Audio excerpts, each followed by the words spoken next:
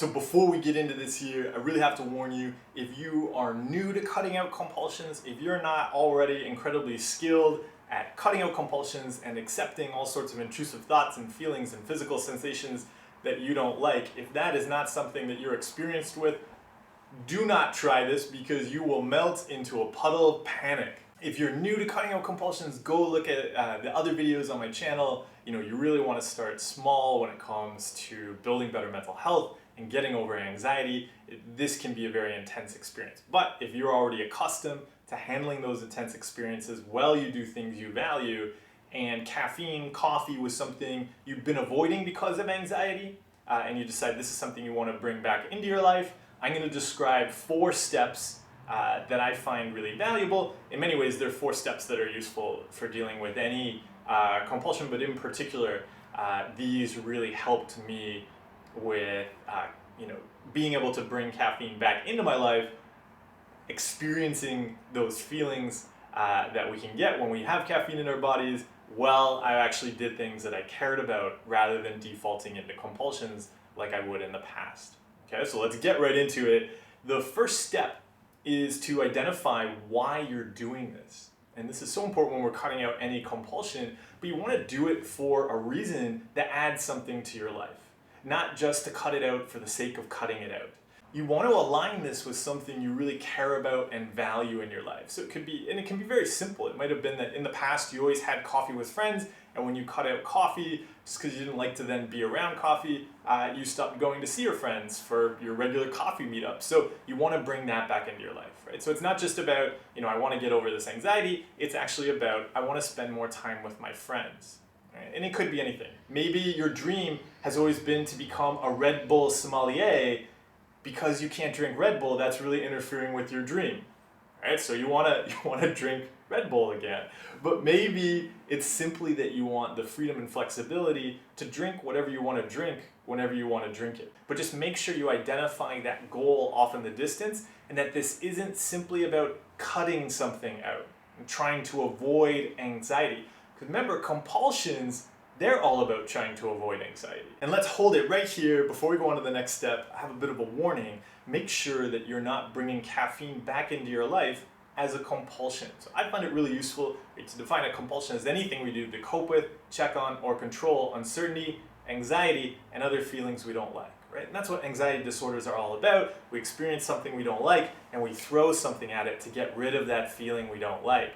But I take a very broad perspective on feelings we don't like, so that even includes things like being tired.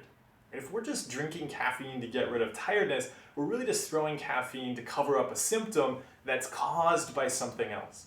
So if we're struggling with being tired, we need to tackle the source of that problem. We need to look at how are we working, how are we studying, how are we sleeping, what are we eating, how are we exercising, right? We want to make changes in the things causing the problems. We don't just want to throw Diet Red Bull at symptoms of the problem. Now, once you've got that thing that you want to add to your life, the second step is to drink something with caffeine in it while you're doing something you care about. It's probably going to be that thing you want to add into your life. So if you wanted to spend more time with your friends, drink coffee while you spend time with your friends. Maybe you love to have a coffee while you read a book. So, grab a book you really enjoy, maybe your favorite book, a book that you love rereading, and sit down with it with a coffee. Maybe you just love walking in nature. So grab a coffee, take a walk in nature, or do some work that you're really passionate about. When you do this, there's going to be risk, right? Because you're going to worry, what if I have a panic attack while I'm in front of my friends? Or what if all those intrusive thoughts come back and they contaminate my favorite book, right? So all of those uncertainties are fantastic. Right? That is great, right? Because we can accept those in the same way that we accept any uncertainty, right? That's what recovery is all about. That's what we talk about here all the time on this channel, and that's actually what the next step is. Step 3 is to accept whatever experiences you have and do things you value. Now, because of the years of practicing, you're going to feel all sorts of weird things when you have that caffeine, particularly if you've avoided it for a long time. There's going to be strange physical sensations. Your brain, because it thinks you're in danger, is going to be throwing all sorts of intrusive thoughts at you. and you can accept all of that. Your brain might be panicking on an extreme level, but this is where we get that opportunity to start rewriting all of that meaning, all of the judgments and labels that we've stuck on this physical experience of anxiety. Because in the past, whenever we felt that, we would have reacted with compulsions, which really told our brain, when you feel this, react with compulsions. We have to run away, we have to control this. And now you're going to reteach your brain. You're going to retrain it. And you're going to say, hey, you know what? When we feel this, we actually do things we care about. Our response to this physical feeling is to do even more of what matters to us most in life. That's how we start to rewrite all of those labels and judgments. That's how we start to show our brain that, hey, you know what? Anxiety isn't this thing we have to keep reacting to. We can put our time and energy towards doing the things we really care about. As you're doing that stuff, there is one more step to practice. The final and fourth step is to practice enjoying experiencing anxiety. And this might be something you're already doing because you've been practicing cutting out compulsions, accepting the stuff in your head, accepting the stuff going on in your bodies, but this is a fantastic opportunity to continue that practice. Because we don't just have to accept a horrible experience that, okay, I have to do things I value while I experience these horrible feelings. That's not what this is about. Can you change the judgments and labels and beliefs you have about that physical experience? It doesn't have to stay horrible.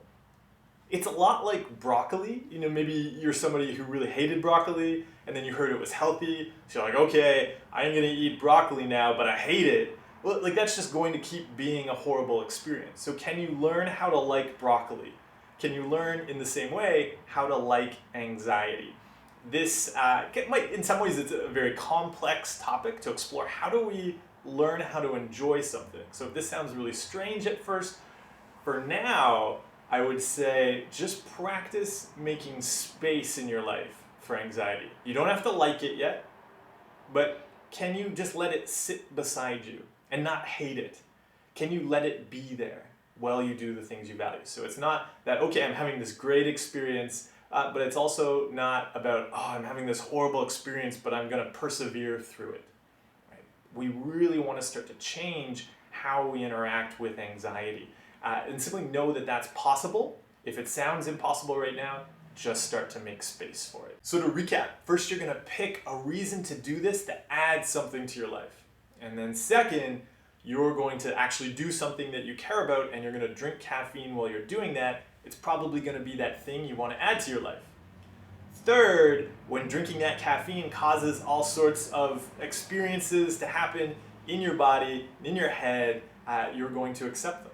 You're going to accept them and continue to do things that you care about, that you value in life. And finally, number 4, while you're having all of those experiences you don't like, you're actually going to start to explore how you can change your judgments and beliefs about them, see if you can start to maybe even like them, but at least for now, start to welcome them and make space in your life for them while you focus on what actually matters to you. So enjoy.